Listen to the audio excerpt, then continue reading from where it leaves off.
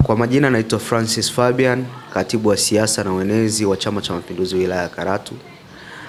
Siku ya leo kwanza namshukuru Mwenyezi Mungu kukutana na wanahabari na mmefanya vyema, nilipoalika mmeweza kufika. Lengo kubwa la kuwaiteni wanahabari ni juu ya kumshukuru Mheshimiwa Daktari Samia Suluhu Hassan, Rais wa Jamhuri ya Muungano wa Tanzania na mwenyekiti wa Chama cha Mapinduzi Taifa, kwa kutuletea miradi mikubwa ndani ya wilaya yetu ya Karatu. Miradi mikubwa zaidi ya billions of money inaendelea kufanya kazi ndani ya wilaya yetu, tunamshukuru sana. Lakini pia pamoja na shukrani hizo, ninampongeza kwa kuaminiwa na kamati kuu na halmashauri kuu, lakini pamoja na mkutano mkuu wa kumteua kuwa mgombea pekee kwa term inayofuata, na tunasema hatuna ubishi, mitano tena kwake, pamoja na mgombea mwenza Daktari Balozi Emmanuel Nchimbi ambaye pia ni mgombea mwenza.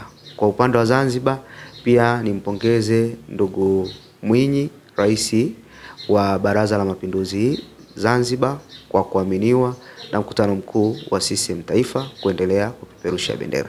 Lakini sambamba na hilo, siku ya leo nimewaita kwa ajili ya kuhabarisha umma wa watu wa Karatu juu ya ujio wa CPA Gabriel Amos Makalla, katibu wa NEC itikadi uenezi wa taifa, ambaye anakuja siku ya tarehe 5 ndani ya mji wetu wa Karatu na wilaya yetu. Atakwenda kuzungumza mambo mengi. Kwa hiyo niwaalike sana ndani ya viwanja vya Mazingira Bora siku ya tarehe 5 kuanzia majira ya saa 7. Atakuwa amewasili pale. Hivyo basi niwaombe umma wa watu wa Karatu pamoja na viunga vyote kupata kushiriki na kuja kumsikiliza katibu mwenezi taifa. Ana mengi ya kusema, hata kwa peke yake, ataambatana na timu yake. Basi niwaalike, asikosekane hata mmoja. Tutakwenda kushuhudia namna ambavyo shughuli, miradi mikubwa ilivyotekelezwa na ilani ya Chama cha Mapinduzi ilivyotekelezwa kwa umakini mkubwa sana. Kama unaweza kutoka Dar es Salaam ukaja, ni ruksa. Chama chetu ni dude kubwa ambalo lina uhitaji wa kila mtu. Yaani uwe wa chama kingine, wewe njoo sikiliza. Sisi huwa hatutukani. Ni chama ambacho kinasema tumefanya nini, tuna mpango gani, na tulipofanya ni hichi, na bado ambacho hatujakamilisha ni hiki, na tuna mpango gani wa kwenda kufanya. Ndio hoja zetu za msingi ambazo tutakwenda kutaradadi pale uwanjani, na si vinginevyo. Wenzetu wamekuja wanatukana, wanasema, mimi niseme ile ni vikao tu labda vya ukoo, lakini na siamini ni ukoo mzuri kama unaweza kuwa unakwenda unatukana watu na nini, kuzungumza agenda inakuwa ni kuzungumza watu.